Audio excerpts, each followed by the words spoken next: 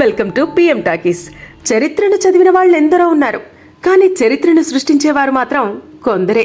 ఈ మాట చెప్పడానికి గల కారణం హరిహర వీరమల్లు ట్రైలరే. ఎన్ని సినిమాలు వచ్చినా ఆడియన్స్ కి గుర్తుండిపోయే సినిమాలు కొన్నే ఉంటాయి.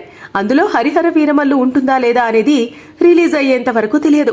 ఇక ట్రైలర్ విషయానికి వస్తే ఇప్పటిదాకా రిలీజ్ అయిన సాంగ్స్, టీజర్, గ్లిమ్స్ అన్ని కూడా యావరేజ్ గా ఉన్నాయి. కానీ ఇప్పటి వరకు సినిమాకి లేని హైప్ ను ఈ ఒక్క ట్రైలర్ తో రాబట్టింది మూవీ టీం. ట్రైలర్ తో పవన్ కళ్యాణ్ లుక్స్ మాత్రం వేరే లెవెల్ అనే చెప్పాలి. ఇప్పటిదాకా వచ్చిన పవన్ మూవీస్ లో తన కెరీర్ లోనే మంచి లుక్స్ పడ్డ మూవీ ఇదే. Fight sequence, cinematography, trailer cut, Arjun Das voice over, Pavan Kalyan చెప్పే డైలాగ్స్ ఇవన్నీ కూడా ట్రైలర్ కి పాజిటివ్ గా నిలిచాయి. ఇక బాబీ డియోల్ విలన్ గా కనిపించిన విధానం క్లాస్ అండ్ మాస్ మిక్స్ లా ఉంది. మూవీ మొదలు పెట్టినప్పటి నుంచి అడుగడుగున అడ్డంకులే.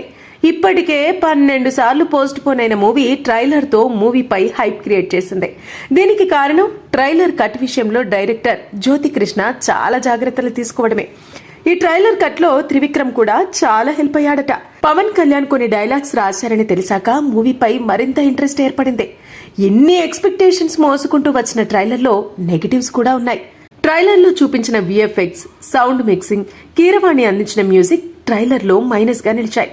ట్రైలర్ మొత్తంలో యాక్షన్ సీన్స్ తప్ప మెయిన్ ప్లాట్ రివీల్ కాలేదు. టైగర్ షాట్, ఓల్ఫ్ షాట్ కూడా అంతగా బాగోలేవు.